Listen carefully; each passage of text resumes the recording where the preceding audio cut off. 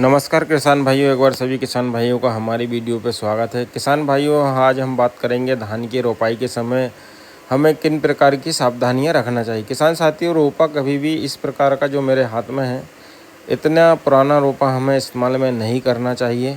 और इतना जब हाइट ज़्यादा हो रोपे की, इसको भी हमें इस्तेमाल नहीं करना चाहिए, क्योंकि इसकी हाइट ज़्यादा होने के कारण ये जो रोपा है तिरछा हो जाता है और इसके पत्ती जो है ज़्यादा लंबाई होने के कारण हवा चलने पर ये पानी से बाहर आ जाता है। तो साथियों, अगर इस प्रकार का रोपा आप लगाते हैं तो इसके पत्ते तुड़वाएं। और आगे हमें क्या सावधानी रखना है कि जब जैसे ही पत्ते टूटते हैं साथियों, तो इसके ऊपर जो भी सुंडी या इल्लियों के अंडे होते हैं वो भी नष्ट हो जाते हैं।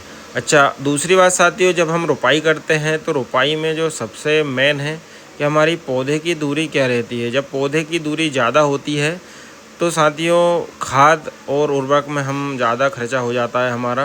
तो एक निश्चित दूरी पर ही हमें पौधे लगवाना चाहिए। और हो सके जहाँ तक किसान भाइयों, एक बार में एक साथ 2 पौधे भी हम लगवा सकते हैं, क्योंकि धान रोपाई में जब मजदूरों के द्वारा धान रोपाई होती है तो इसमें बहुत ज़्यादा कॉस्ट आता है।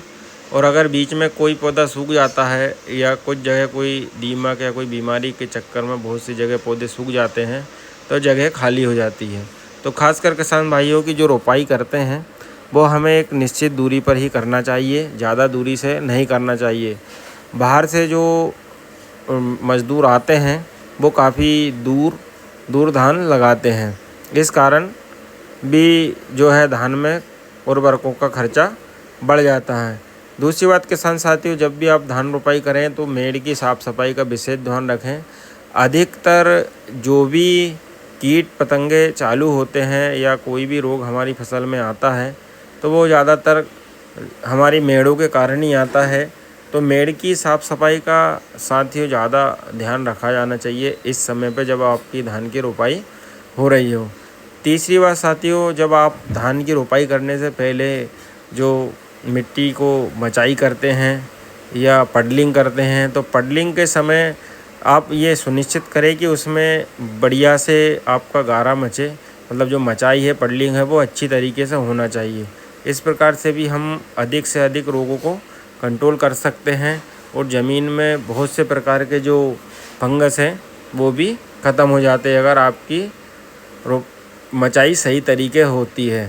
उसके बाद साथियों, आप वो जिस भी नर्सरी को अपने खेत पर ट्रांसप्लांट कर रहे हैं तो उसी समय नर्सरी में ही आप ये सुनिश्चित करें कि आपकी नर्सरी रोग रहित होना चाहिए, उसमें किसी भी प्रकार के कीट का अटैक नहीं होना चाहिए। जैसे कि बहुत सारी नर्सरियों में शुरुआत में ही पत्ता लपेटक लग जाता है या फिर सुंडी रोग लग जाता है। जैसा कि देखा जाता है नर्सरी में ही पत्ता लपेटक का अटैक बहुत ज़्यादा देखने को मिलता है।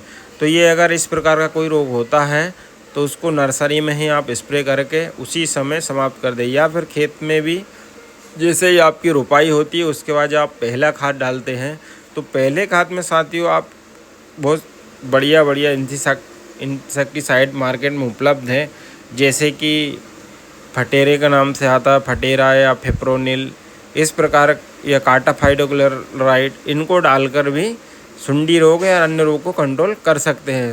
साथियों, अगर हम पहले उर्वरक की बात करें कि रोपाई के समय हमें उर्वरक में क्या लेना चाहिए, तो साथियों पहले उर्वरक में 50 किलो DAP, 20 किलो नाइट्रोजन और उसके साथ में आप सल्फ़र और कार्टप डाल सकते। साथियों 20 किलो एकड़ आप पोटास भी ले सकते हैं साथ में, और इसको अच्छी तरीके से साथियों फैलाकर छिड़कवा दें या डलवा दें।